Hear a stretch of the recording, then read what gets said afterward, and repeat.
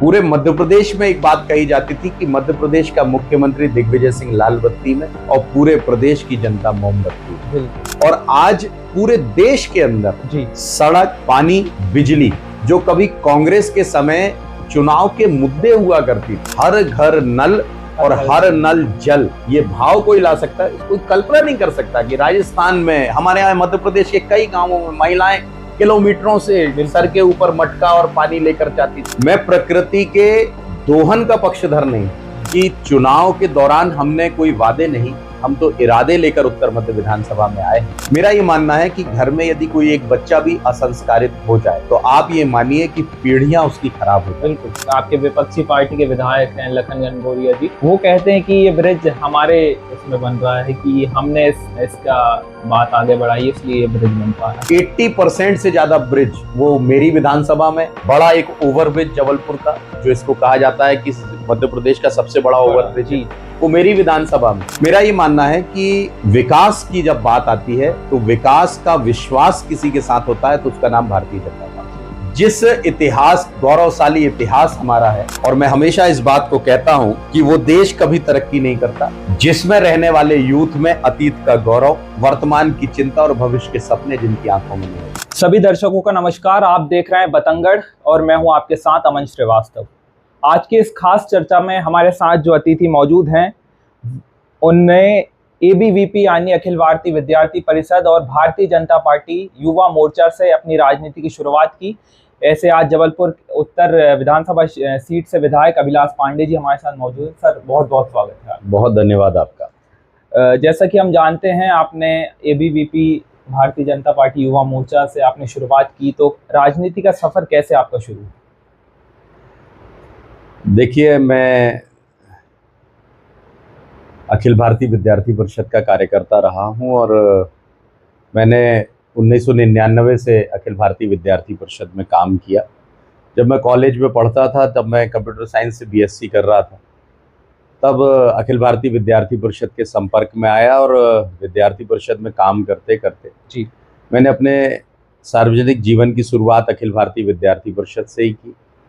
और उस समय मैं एनसीसी में भी काम करता था, उसका भी सीनियर अंडर ऑफिसर था और एक अच्छी टीम यूथ के साथ में थी। और विद्यार्थी परिषद काम करते करते एक विचार भी हमको मिला, तो मैंने अखिल भारतीय विद्यार्थी परिषद के महानगर के सह मंत्री के नाते अपने विद्यार्थी जीवन से अपनी इसकी शुरुआत की। तब मैं जबलपुर के खालसा कॉलेज का, जो महानद्दा में स्थित है, उसका विद्यार्थी था। और फिर उसके बाद में महानगर का सह मंत्री, विश्वविद्यालय का संयोजक जी, प्रदेश का सह मंत्री, फिर दिल्ली विश्वविद्यालय के चुनाव को 2 बार मुझे चुनाव में भेजा गया, उस चुनाव का भी अनुभव मुझे मिला और काम करने का डूसू इलेक्शन में मुझे अवसर मिला। फिर मैं 3 बार महाकौशल प्रांत जो है, जिसको 21 जिले कहते हैं, जिसमें जबलपुर, शहडोल, रीवा और सागर ऐसे संभागों को मिलाकर, उसका मैं 3 बार लगातार प्रांत मंत्री भी था जी। फिर उसके साथ साथ मैं राष्ट्रीय कार्यकारिणी का सदस्य भी रहा।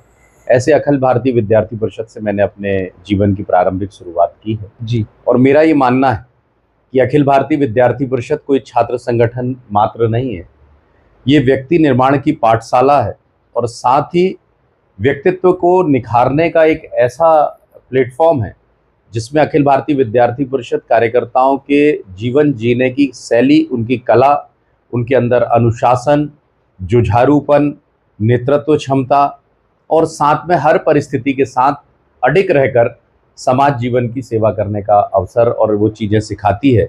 इसलिए ये सारी चीज़ें मुझे विद्यार्थी परिषद से सीखने को मिली। अभिलाष जी, अगर बात की जाए शिक्षा की, तो शिक्षा के बारे में अभी थोड़ा आप बताइए कि आपकी स्कूलिंग, कॉलेज, जो आपने पीएचडी की है, तो उसके बारे में थोड़ा बताइए। देखिए, मेरा स्कूल का जो एजुकेशन है, मैं अपना गढ़ा फाटक सरस्वती शिशु मंदिर से मैंने पढ़ाई की है।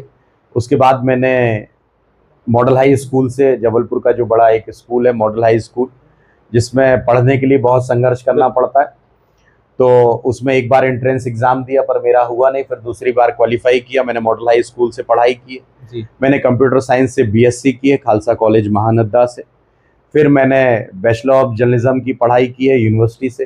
फिर मास्टर ऑफ इंटरनेशनल बिजनेस की पढ़ाई की है यूनिवर्सिटी से। फिर मैंने एलएलबी किया है। फिर इकोनॉमिक्स से मैंने एमए किया है। देन मैंने इकोनॉमिक्स से पीएचडी की है जी और आरडीबीबी रानी दुर्गावती विश्वविद्यालय से मुझे पढ़ने का अवसर मिला है। जी। मतलब बहुत सी डिग्री अगर बात की जाए तो मोहन यादव जी के बराबर ही डिग्री आप रखते हैं। नहीं, मोहन यादव जी तो बहुत योग्य हैं और हमारे मार्गदर्शक हैं, मेरे लिए आदरणीय हैं। जी और मेरे पिता मुझसे हमेशा कहते थे कि मैं शिक्षा अध्ययन अच्छे से करना चाहिए, क्योंकि हमने हमेशा ये सीखा है कि विद्या ददाति विनयम विनयादि यादि पात्रताम पात्रतान धनमापनोति धना धर्म तथा सुखम। जी इसीलिए विद्या विनम्रता प्रदान करती है। जी इसीलिए हमारे पिता हमसे कहते थे कि हम दो मास्टर के बेटे हैं, मम्मी भी टीचर पापा भी टीचर, तो पढ़ना हमारी जिम्मेदारी। तो इसीलिए मैंने शिक्षा अध्ययन करते समय कोशिश ये की है कि सारे ऑब्स्टेकल्स जितने आते हैं उनको दूर करूं, और शिक्षा अध्ययन के समय मैंने कोई लापरवाही नहीं की। इसलिए पढ़ाई मेरा शौक भी रहा और इसलिए मैंने पढ़ाई भी। अभिलाष जी, 2023 में आप विधायक बने। अगर बात की जाए, भारतीय जनता पार्टी ने एक युवा चेहरा इस बार जबलपुर उत्तर विधानसभा सीट को दिया। अगर आपकी विधानसभा क्षेत्र की समस्याओं की अगर मैं बात करूं, 3 ऐसी समस्याएं जो आप देख रहे हैं इससे पहले, क्योंकि विनय सक्सेना वहां से विधायक थे कांग्रेस के, उन्होंने नहीं किया, लेकिन अब आप आए हैं तो आप वो समस्याओं को देख रहे हैं और उसे आप समाधान कर रहे हैं। देखिए, मैं विद्यार्थी परिषद के काम करने के बाद मैं यूथ पॉलिटिक्स में आया। मैं युवा मोर्चा मध्य प्रदेश का उपाध्यक्ष था, फिर जनरल सेक्रेटरी था प्रदेश का, फिर मैं लगभग 5.5 साल तक मुझे युवा मोर्चे का प्रदेश अध्यक्ष रहने का सौभाग्य भी प्राप्त हुआ और बहुत काम करने का अवसर मुझे मिला। और उस समय विपक्ष के दौर का भी समय मैंने देखा जी। तो कुल मिलाकर ये संघर्ष करते हुए हमको यूथ के बीच में काम करने का मुझे मौका मिला। कई बार युवा मोर्चे के नाते मैंने अपने क्षेत्र में जो हमने काम किए, लगभग 39 लाख ऐसे नए नौजवानों को उस समय हमने अपने विचार से जोड़ा जी। और कई बड़े आंदोलन, मेरे दीनदयाल चलो पंचायत अभियान और बाकी अन्य प्रकार के यूथ के कार्यक्रम किए। तो निश्चित तौर पर यूथ के बीच में काम करने का मुझे अवसर था, तो इसलिए भारतीय जनता पार्टी ने मुझे एक यूथ के नाते उत्तर मध्य विधानसभा से चुनाव पर उतारा। मैं तो बहुत सामान्य परिस्थिति का व्यक्ति हूँ और मैं शिक्षक का बेटा हूँ, माता पिता दोनों मेरे टीचर हैं जी। और उसके बाद भी पार्टी ने मुझ पर विश्वास जताया और मुझे उत्तर मध्य विधानसभा से जबलपुर की सीट से मुझे मात्र 16-17 दिन ही चुनाव के मिले जी। और चुनाव उन्होंने लड़ाया और इस विश्वास के साथ कि चुनाव के परिणाम अच्छे आएंगे। लेकिन कार्यकर्ताओं के दम पर एक एक कार्यकर्ता जूझ पड़ा और उन्होंने कहा कि नहीं, जब सामान्य कार्यकर्ता को लड़ाया जाता है तो वो सारे कार्यकर्ता मेरे साथ खड़े हो गए और मैं उत्तर मध्य विधानसभा के सेवक के नाते, मैं तो अपने आप को विधायक नहीं कहता, मैं सेवक के नाते वहां पर काम कर रहा हूँ। निश्चित तौर पर उत्तर मध्य विधानसभा में कई ऐसी चुनौतियां हैं जिनको करने की आवश्यकता भी है। जैसे उत्तर मध्य विधानसभा के अंदर हम देखेंगे तो ध्यान होगा कि एक बड़ा ट्रैफिक की समस्या आईटीआई से दीनदयाल तक पड़ती है, जो लंबे समय तक वहां पर जाम लगता है। कृषि उपज मंडी भी है।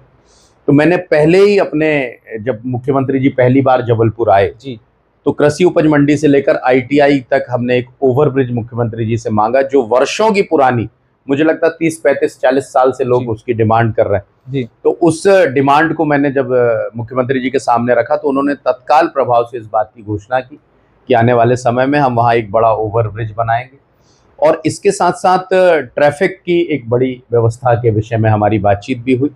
और मेरा ये मानना है, हम एक विजन लेकर उत्तर मध्य विधानसभा में काम कर रहे हैं जी। वो विजन है 5S का जी, जिसमें है पहला शिक्षा, दूसरा स्वास्थ्य, तीसरा सुरक्षा, चौथा सेवा और चूंकि संस्कारधानी के हृदय स्थल का विधायक हूँ इसलिए संस्कारों पर भी काम कर रहा हूँ। हम क्वालिटी ऑफ एजुकेशन के इम्प्रूवमेंट के लिए काम कर रहे हैं और हमारी मंशा ये है कि स्कूलों का उन्नयन भी हो, स्मार्ट क्लासेस भी बना रहे हैं। हमें दिल्ली के कुछ एनजीओज भी लेकर आए हैं, उससे स्मार्ट टीचर भी बना रहे हैं और स्मार्ट बच्चे भी बनाना चाह रहे हैं, ताकि किसी भी बच्चे के अंदर ऐसा एक कॉम्प्लेक्स का भाव ना आए कि हम प्राइवेट स्कूल में नहीं पढ़ पा रहे, हमारे फादर की आर्थिक स्थिति ठीक नहीं है, तो उसको ये लगे कि हमारे क्षेत्र में भी शिक्षा की गुणवत्ता के साथ हमारे यहाँ पढ़ाई हो रही। मैं एक नया सीएम राइज, जिसको अभी संदीपनी स्कूल के नाम से कहा जा रहा है जी, वो एक नया स्कूल हम लेकर आ रहे हैं। दूसरा, शिक्षा के साथ साथ हम स्वास्थ्य सुविधाओं के लिए काम कर रहे हैं जी। स्वास्थ्य सुविधाओं में हमने संजीवनी क्लिनिक बनाई है। मनमोहन नगर अस्पताल मैंने बनने के ठीक 3 महीने बाद ही हमने वहाँ पर x ray machine, sonography, operation theatre हमने स्टार्ट किया और उस दिशा पर मनमोहन नगर अस्पताल का हम उन्नयन कर रहे हैं, साथ में संजीवनी क्लिनिक्स बना रहे हैं। और उन संजीवनी क्लिनिक्स के माध्यम से मेरा ये मानना है जी कि लोगों का प्राथमिक उपचार उनके अपने वार्ड में ही होना चाहिए। मान लीजिए किसी को ब्लड टेस्ट कराना है, किसी को शुगर टेस्ट कराना है, किसी को छोटी मोटी कोई समस्याएं हैं, ऐसे 206 प्रकार की हम दवाइयां वहां से वितरित करते हैं। ये हम स्वास्थ्य सुविधाओं को लेकर काम कर रहे हैं। विक्टोरिया अस्पताल में अभी हम 250 बेड बढ़ा रहे हैं जी।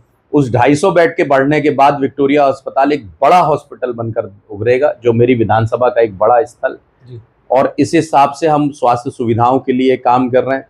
इसके साथ साथ हमारे यहाँ स्वास्थ्य के साथ साथ हम सेवा का काम कर रहे हैं जी। सेवा में वो सारे डेवलपमेंट आते हैं।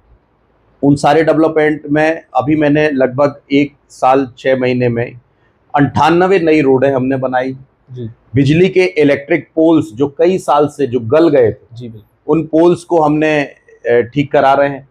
और साथ ही केबलिंग कराने का हम काम कर रहे हैं। एक नई योजना के माध्यम से हम जितना भी मेरा जो शहर है वो पूरा पुराना शहर है, मैक्सिमम पार्ट, उसमें कई जगह घरों से लगी हुई तार, बिजली के तार, ये सब चीजें रहती हैं। उसके लिए हम लगातार काम कर रहे हैं और बहुत सारे लोगों को हमने रिलीफ भी दिलाया है उन सब तारों से, और बिजली के काम पे हम कर रहे हैं।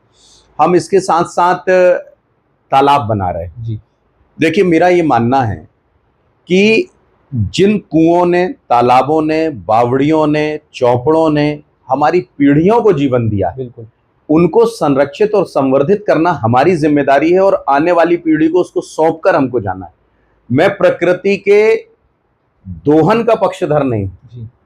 कि प्रकृति का हम दोहन तो नहीं, प्रकृति का दोहन तो हम कर सकते हैं, लेकिन प्रकृति के शोषण का मैं पक्षधर नहीं जी। कि जिस तरह से प्रकृति का शोषण लोग करते हैं, हाँ ठीक है, प्रकृति से हम कुछ ले सकते हैं, लेकिन उसका शोषण मेरे लिए, मैं ये नहीं मानता कि ये हमको करना चाहिए। इसीलिए मैं तालाबों का भी निर्माण कर रहा हूँ। अभी हम हनुमान ताल तालाब बना रहे हैं। पहले काफी गंदगी रहती थी, लेकिन आपके आने से काफी हम देख रहे हैं कि वहाँ पे सफाई हो रही है। जी हाँ, ये आपकी दृष्टि है, और चूंकि आप उस क्षेत्र से, आपसे कई लोग जुड़े भी होंगे, आप पूछिएगा। हनुमान ताल तालाब के उन्नयन का संकल्प मैंने अपने संकल्प पत्र में लिया जी। और उस तालाब का मैं उन्नयन कर रहा हूं, और उसमें सिर्फ हम उसको तालाब को खाली करके साफ नहीं करा रहे हैं, हम तालाब की डिसिल्टिंग किया है।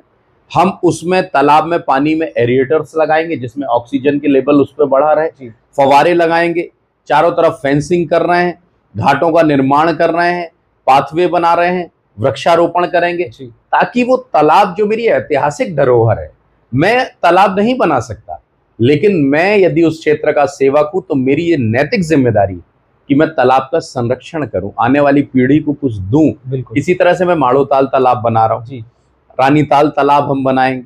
ऐसे सारे काम जो हैं जल संरक्षण की दृष्टि से वो भी हम कर रहे हैं। और विकास के मॉडल पे तो खूब उत्तर मध्य विधानसभा में काम करने का प्रयास भी चल रहा है और लगातार कर भी रहे। बड़ा एक ओवरब्रिज जबलपुर का, जो इसको कहा जाता है कि मध्य प्रदेश का सबसे बड़ा ओवरब्रिज है, वो मेरी विधानसभा में 80% से ज्यादा ब्रिज वो मेरी विधानसभा में, जिसके कारण ट्रैफिक जो मैनेजमेंट है, जिसमें हम ट्रैफिक की समस्याओं की बात करते हैं, वो ट्रैफिक ठीक होगा। अभी माननीय नितिन गडकरी साहब ने एक घोषणा भी की है कि आप सोचिए, बड़ा फुहारा, लाडगंज, निवाड़गंज, अंधेर देव, कोतवाली, ये ऐसे एरिया हैं जो व्यावसायिक के बड़े केंद्र हैं, वहां पर ट्रैफिक की बड़ी समस्या है। इसलिए हम, एक नितिन गडकरी साहब ने अभी घोषणा की है कि सिविक सेंटर से मालवी चौक से लाडगंज, लाडगंज से बड़ा फुहारा से निवाड़गंज, और निवाड़गंज से बलदेवबाग, हम एक, आप सोचिए, एक सपना होगा जबलपुर का कि वहां रोपवे के माध्यम से ट्रैफिक मैनेजमेंट होगा और हम रोपवे के माध्यम से वहां पर आएंगे जाएंगे। ये एक बड़ी सौगात जबलपुर संस्कार धानी को मिली। ऐसा कुछ होता है? हाँ, अभी तो बनारस में ही एक प्रोजेक्ट अभी आया है जिसमें आदरणीय प्रधानमंत्री जी की वो कॉन्स्टिट्यूंसी है जी, और दूसरा प्रोजेक्ट जबलपुर संस्कार धानी में आ रहा है। उसका हम सब लोगों को लाभ भी मिलेगा, जनता को भी उसका लाभ मिलेगा, और उसमें हमारे सभी जबलपुर संस्कार धानी के जनप्रतिनिधियों ने अपनी अपनी सकारात्मक भूमिका मेरे उत्तर मध्य के विकास के लिए लोग निभाते भी हैं। और चूंकि मैं छोटा भी हूँ तो इसलिए सहृदय सबसे मिलता भी हूँ और कहता भी हूँ। हमारे यहाँ माननीय राकेश सिंह जी हमारे मिनिस्टर हैं, माननीय सांसद जी हैं, माननीय महापौर जी हैं, विधायक गण हैं, मैं सबसे बात कर और समग्र विकास की परिकल्पना को साकार करने की ओर काम करता हूँ। ये मेरे जो विजन है, मेरा विजन इस बात का है कि चुनाव के दौरान हमने कोई वादे नहीं, हम तो इरादे लेकर उत्तर मध्य विधानसभा में आए हैं। इसके साथ सेवा के साथ हम सुरक्षा पे काम कर रहे हैं, थानों का परिसीमन कराया है, बड़ा व्यावसायिक केंद्र है, तो बड़े पूरे महाकौशल के बड़े व्यापारी मेरे क्षेत्र में रहते हैं जी। उनकी सुरक्षा मेरी जिम्मेदारी है, इसलिए उनकी सुरक्षा की दृष्टि से हम व्यावसायिक सुरक्षा की बात भी कर रहे हैं। बड़ी बड़ी कॉलोनियां हैं हमारे यहाँ। एक बड़ा प्रचलन आजकल हुआ है कि बहुत सारे पेरेंट्स ऐसे हैं जो अकेले रह रहे हैं, बच्चे जॉब में बाहर चले गए, उनकी सुरक्षा की दृष्टि से श्रवण कुमार की भूमिका भी मैं काम करता हूँ। और मेरी मंशा ये रहती है कि मैं उनको अपना परिवार समझूं, और मैंने चुनाव में कहा था कि मैं नेता नहीं, मैं तो बेटा बनकर आया हूँ, इसलिए बेटे की भांति मैं उनकी सेवा भी करता हूँ, और जहां पर भी मुझे जानकारी मिलती है, जो जहां से जानकारियां जुटाता हूँ, उनकी सेवा का काम करता हूँ। इसके साथ साथ हम संस्कारधानी के विधायक होने के नाते मैं संस्कारों पर भी काम कर रहा हूँ जी। मेरा ये मानना है कि घर में यदि कोई एक बच्चा भी असंस्कारित हो जाए तो आप ये मानिए कि पीढ़ियां उसकी खराब हो जाए। बिल्कुल, हम ये मानते हैं कि संस्कार, संस्कारवान संस्कृति, और हम हमेशा इस बात को कहते हैं कि यूनान, मिस्र, रोमा सब मिट गए जहां से, कुछ बात है कि हस्ती मिटती नहीं हमारी। उसका मूल कारण यह है कि हमारे अंदर संस्कार हैं, हमारी संस्कृति है। बिल्कुल, उस संस्कार संस्कृति यूथ के अंदर आए, इस दिशा पर भी मैं संस्कारों की पाठशाला भी बीच बीच में काम करता हूँ। और नए बच्चों को, नए युवाओं को, उनके अंदर हम संस्कार डालेंगे, हमारी संस्कृति के बारे में बात करेंगे। देखिए, आज अंधानुकरण करने वाले लोगों की संख्या बहुत ज्यादा है, जो पाश्चात्य सभ्यता का अंधानुकरण कर रहे हैं, लेकिन हमारी संस्कृति, हमारे संस्कार, बहुत समृद्धशाली हमारा इतिहास रहा है। बिल्कुल, ऐसे गौरवशाली इतिहास को, जैसे आजकल आप सुनते होंगे एक बड़ा टर्मिनोलॉजी यूज होती है, भारतीय ज्ञान परंपरा। जी बिल्कुल, ये चीजें ऐसी हैं जिनको पहले ही लोग, तो विश्व के लोग कहते थे कि जब पहले चर्चा का दौर चलता था तो लोग कहते थे कि पृथ्वी चपटी है जी, लेकिन हमारे यहाँ के वैज्ञानिक, हमारे उस समय के लोगों ने ये बताया कि नहीं, पृथ्वी गोल है। और इस तरह से ऐसा समृद्धशाली इतिहास और समृद्धशाली संस्कृति और संस्कार हमारे रहे हैं जी, इसलिए मैं यूथ के बीच में उस दिशा पर भी काम कर रहा हूँ। तो ये मेरे 5S है, जिसमें शिक्षा, स्वास्थ्य, सुरक्षा, सेवा और संस्कार, ये मेरे विजन हैं, और इस दिशा पर मैं मध्य प्रदेश में उत्तर मध्य विधानसभा के अंदर काम करता हूँ। सर, अगर बात की जाए, आप जैसे ब्रिज की बात कर रहे हैं, जबलपुर का जो फेमस सबसे बड़ा ब्रिज बन रहा है, लेकिन सुनने में ये आता है आपके साथी के, जो आपके विपक्षी पार्टी के विधायक हैं लखन घनघोरिया जी, वो कहते हैं कि ये ब्रिज हमारे उसमें बन रहा है, कि हमने इसका बात आगे बढ़ाई इसलिए ये ब्रिज बन पा रहा है। तो उस पर क्या कहेंगे आप?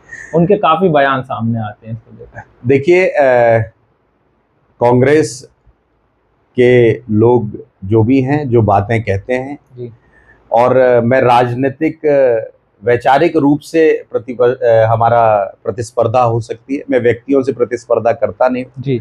मेरा ये मानना है कि विकास की जब बात आती है तो विकास का विश्वास किसी के साथ होता है तो उसका नाम भारतीय जनता पार्टी। हम वो पीढ़ी हैं जिस पीढ़ी ने इस देश में ड्रास्टिक चेंज देखा है डेवलपमेंट के नाम जी। इसके बाद आने वाली जो पीढ़ी होगी वो इसी पे एक्सटेंड होते हुए विकास को देखेगी, लेकिन हमने विकास के मॉडल को चेंज होते हुए देखा है। परिदृश्य को चेंज होते हुए देखना यदि किसी पीढ़ी ने देखा है तो मैं गर्व से कहता हूं कि वो हमारी पीढ़ी है। और आज पूरे देश के अंदर जी सड़क, पानी, बिजली, जो कभी कांग्रेस के समय चुनाव के मुद्दे हुआ करती थी, पूरे मध्य प्रदेश में एक बात कही जाती थी कि मध्य प्रदेश का मुख्यमंत्री दिग्विजय सिंह लाल बत्ती में और पूरे प्रदेश की जनता मोमबत्ती में। बिल्कुल, गड्ढों की थी, सड़कें नहीं थी, लेकिन आज सड़क, पानी और बिजली, एक्सिस में बिजली उत्पादन की दृष्टि में भारत आगे बढ़ रहा है। हम सोलर पावर पे काम कर रहे हैं जी, बड़े बड़े हमारे यहाँ पावर प्लांट्स लगे हुए हैं। इसके साथ साथ जल का जो विषय है कि जिस तरह से जल, हर घर नल और हर नल जल, ये भाव कोई ला सकता है, इसको कल्पना नहीं कर सकता कि राजस्थान में, हमारे यहाँ मध्य प्रदेश के कई गांवों में महिलाएं किलोमीटरों से सर के ऊपर मटका और पानी लेकर जाती जी, आज घर की टोटी चालू करती हैं और पानी आता है, और प्यूरिफाई वाटर। ये काम मध्य प्रदेश की सरकार ने किया, इसलिए जबलपुर के अंदर भी मैं ये दावे के साथ कहता हूं कि जितनी विकास की गाथा लिखी गई है जी, वो सारी विकास की गाथा भारतीय जनता पार्टी के द्वारा ही लिखी गई है, भारतीय जनता पार्टी के प्रयासों से ही लिखी गई है। और भारतीय जनता पार्टी ने अभी हमारा चलना शुरू हुआ है, ये अंतिम विराम नहीं है।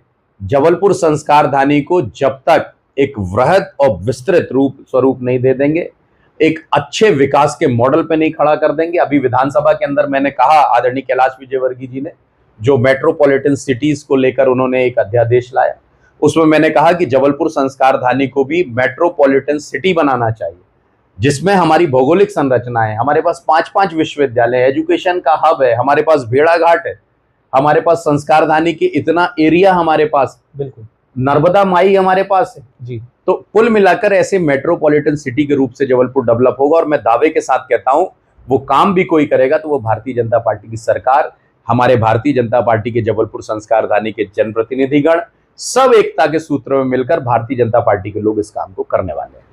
सर, मेरा एक सवाल रहेगा, 2023 में जब आपका नामांकन भरा जा रहा था, तब कुछ स्थानीय कार्यकर्ताओं ने नो आउटसाइडर के बोर्ड लगाए हुए थे, तो क्या कुछ कारण था, क्या कुछ वो थी? क्योंकि काफ़ी सवाल उस टाइम उठे थे ऐसा कि आपको टिकट दिया है तो जो वहाँ के स्थानीय कार्यकर्ता हैं, कुछ आक्रोश था, कुछ नाराजगी उनकी थी। देखिए, मैं जबलपुर संस्कारधानी का कार्यकर्ता हूँ, भारतीय जनता पार्टी का एक सिपाही हूँ, जो भारतीय जनता पार्टी की विचारधारा राष्ट्र सर्वोपरि को लेकर काम करता हूँ। हमारा ध्येय है नेशन फर्स्ट, ऑर्गेनाइजेशन सेकंड और सेल्फ लास्ट।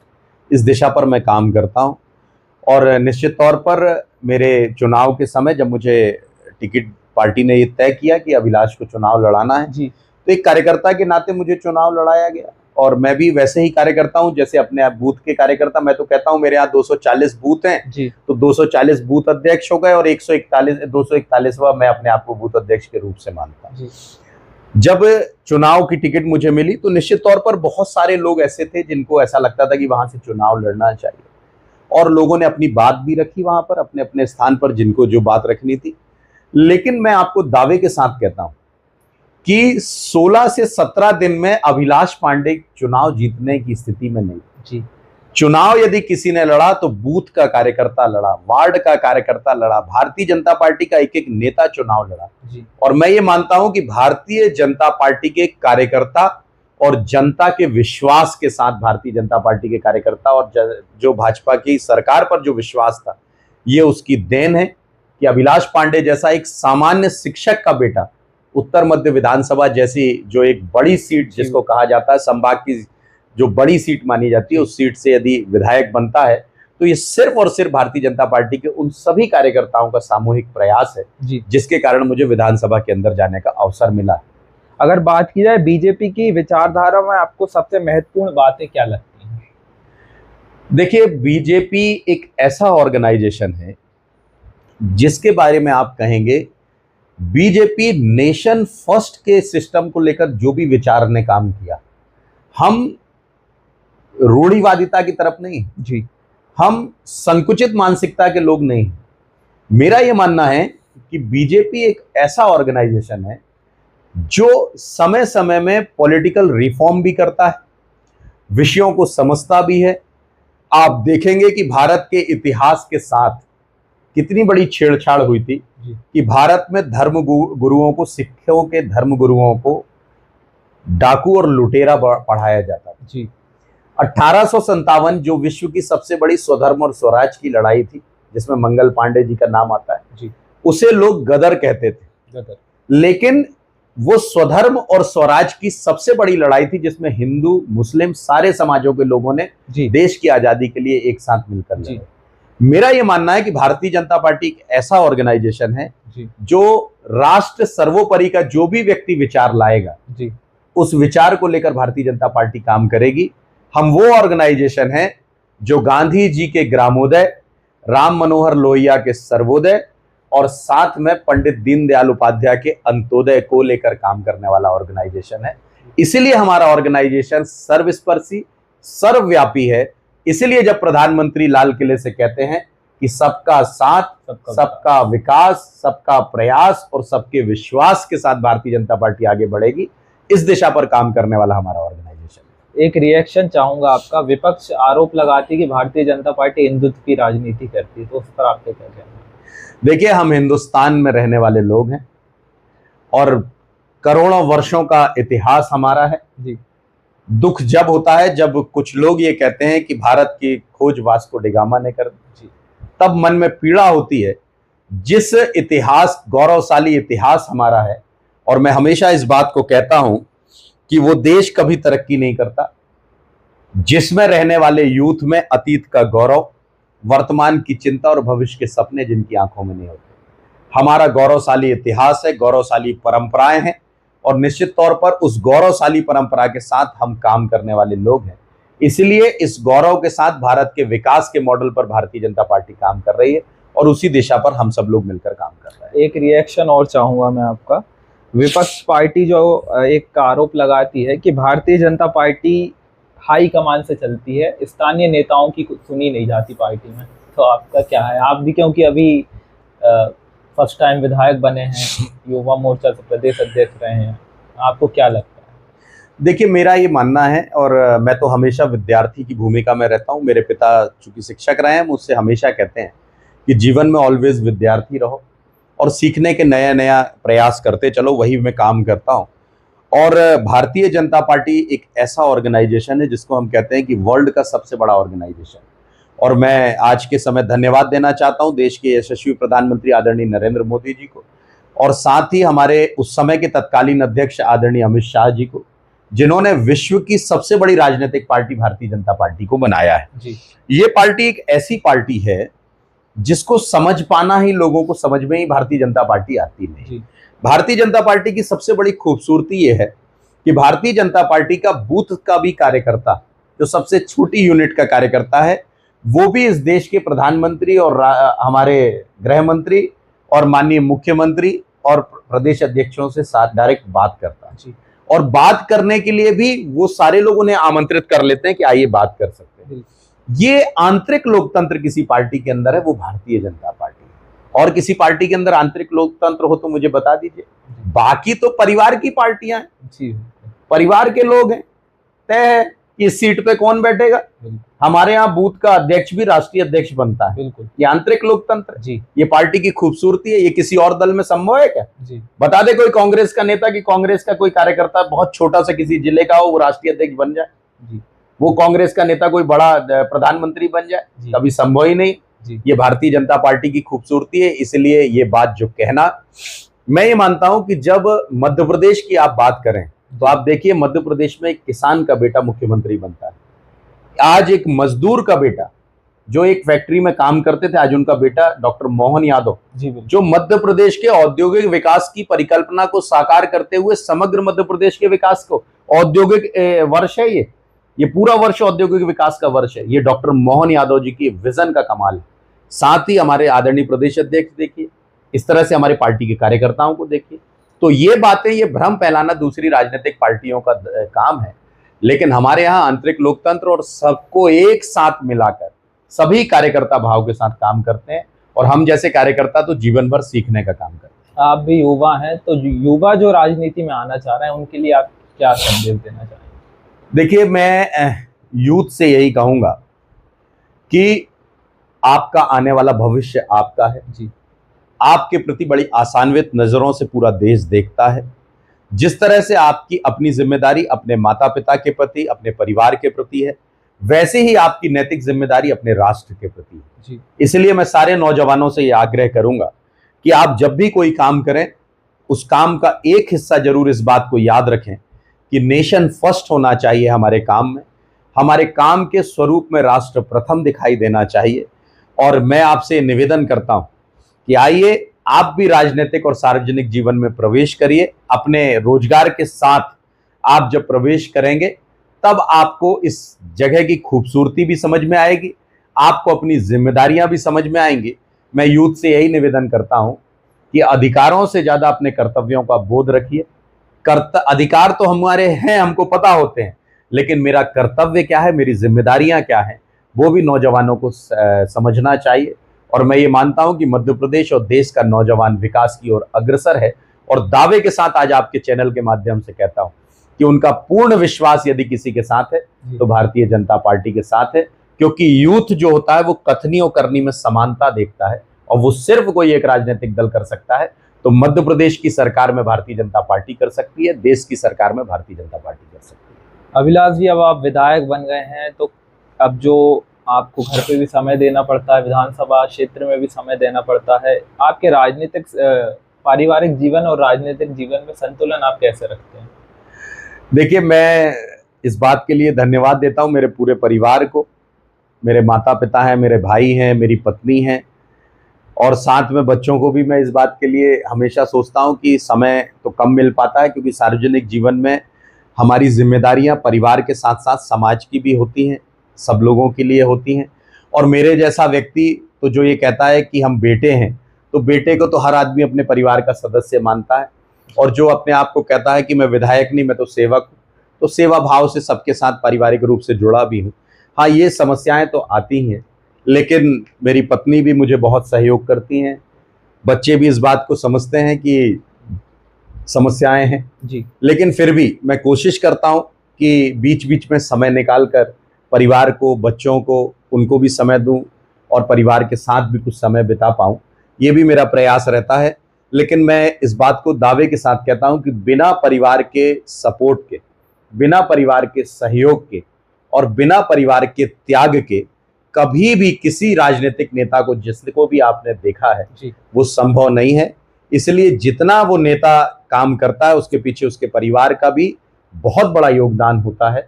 इसलिए उसके परिवार का भी योगदान हम सबको याद भी रखना चाहिए। इसलिए परिवार का बिना सहयोग के कभी राजनीति नहीं हो सकती। राजनीति के अलावा और क्या क्या करना पसंद है हॉबी के तौर पे? देखिए, राजनीति के अलावा कुछ चीज़ों को नवाचार करना मेरी आदत है और कुछ चीज़ों को पढ़ना मेरी शुरू से प्रकृति भी रही है और चीज़ों को प्रॉम्प्टनेस के साथ काम करना मेरी आदत है जी। मैं किसी भी काम को करते समय ये कोशिश करता हूं कि ये काम अच्छे से अच्छा नहीं, इससे सुपर होना चाहिए जी। और यदि छोटा सा भी कोई काम मुझे पार्टी देती है या कोई काम करने का अवसर मिलता है तो मैं ये प्रयास करता हूं कि इस काम को सर्वश्रेष्ठ अपना देकर मैं इस काम को सफलता की तरफ प्रदान करूं। इसी तरह से बहुत सारी ऐसी हॉबीज रहती हैं जिनको काम करने का अवसर मिलता है, लोगों की मदद करना, लोगों का सहयोग करना। और मैं तो कई बार ये भी नहीं पूछता कि कौन फोन कर रहा है, कोई बताता है। कई बार लोगों की आदत रहती है कि पूछते हैं कि आप कौन, कहाँ से, लेकिन मैं ये नहीं पूछता। कोई मुझे फोन करता है तो मैं ये मानता हूं कि ये वो ईश्वर की कृपा है, क्योंकि देनहार को और है भेजत सो दिन रेन, लोग भरम हम पर करें ताते नीचे नैन। ये हमने सीखा है। इसलिए कोई और हमको ईश्वर यदि ये प्रदत्त किया है तो मैं ये कोशिश करता हूं कि मैक्सिमम लोगों की मदद करूं, प्रयास करूं। और प्रयास और प्रयत्न करना मनुष्य की प्रवृत्ति होनी चाहिए। सफलता और असफलता तो संयोग और वातावरण पर निर्भर करती है। इसलिए अपनी तरफ से मैं 100% कोशिश करता हूं कि मेरी मदद करना मेरी एक बड़ी हॉबी है। मैं लोगों को खूब सहयोग करने की कोशिश करता हूं। अंत में मेरे कुछ छोटे सवाल हैं। अगर आपकी नज़र में देखा जाए तो एक शब्द में राहुल गांधी क्या है आपके लिए, क्या बोलते हैं? देखिए, मैं ये मानता हूं कि इस देश के विकास में जिस तरह का काम मोदी जी कर रहे हैं वो एक अद्भुत व्यक्तित्व है जो आज पूरे विश्व के पटल पर एक बड़ा वैश्विक नेता बनकर वो उभरे हैं। मध्य प्रदेश में डॉक्टर मोहन यादव जिस तरह का काम कर रहे हैं, निश्चित तौर पर मध्य प्रदेश के विकास में जो पुराने मुख्यमंत्रियों ने जो काम किया उसमें और गति देने का काम कर रहे हैं। पर कई बार मुझे लगता है कि जब बहुत छोटी छोटी सी बातों में बहुत ऐसी टिप्पणियां माननीय राहुल गांधी जी करते हैं तो मुझे लगता है कि राहुल गांधी जी को हमेशा इस बात का विचार करना चाहिए। एक बार आपको एक घटना बताकर मैं अपनी बात को समाप्त करूंगा।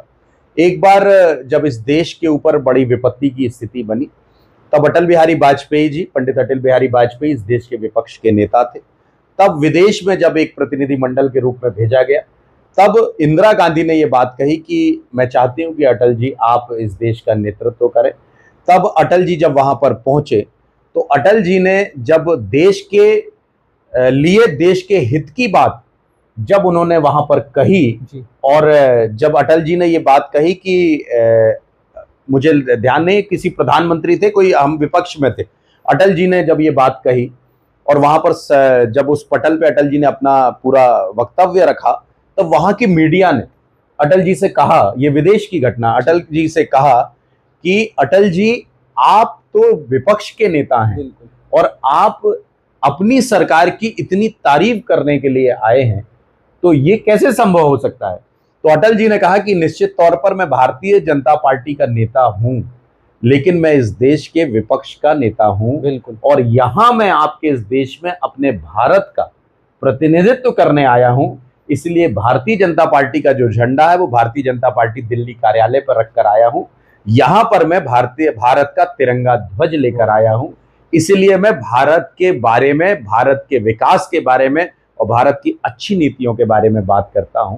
वो विचार अटल बिहारी वाजपेयी जी का था और कई बार हम राहुल गांधी जी का विचार विदेशों में सुनते हैं कि यहाँ अल्पसंख्यक परेशान हैं, तब इस बात का दुख होता है कि नेता प्रतिपक्ष तो हम देश के अंदर अपनी बातें कर सकते हैं, लेकिन विदेश में इस देश के सम्मान और गौरव के लिए जितनी हमारी और आदरणीय प्रधानमंत्री जी की जिम्मेदारी है, उतनी जिम्मेदारी राहुल गांधी जी आपकी भी है। जी, बहुत अच्छे से आपने एग्जाम्पल देकर ये बात समझाई। आज की इस खास चर्चा में जुड़ने के लिए बहुत बहुत शुक्रिया अभिलाष जी। और हमारे दर्शक है पतंगड़ के लिए, उनके लिए आपका क्या संदेश रहेगा? बस मैं यही कहूँगा हम बतंगड़ के सभी श्रोताओं के लिए, दर्शकों के लिए, कि खूब ईमानदारी से, मनोयोग से काम करिए और विपरीत परिस्थिति में संघर्ष ही एकमात्र ऐसा माध्यम है और किसी भी परिस्थिति से घबराइए नहीं। मैं ये मानता हूँ कि आप जो इच्छा, जो हम कहते हैं कि जो इच्छा कर हो मन माही, राम कृपा कछु दुर्लभ नाही, जो प्रयास आप करेंगे सफलता के पायदान पर चढ़ेंगे। यही मेरा आप सबसे आग्रह और निवेदन है। संघर्ष करिए, तटस्थ रहिए, विपरीत परिस्थितियों से लड़ने की आदत डाल लीजिए।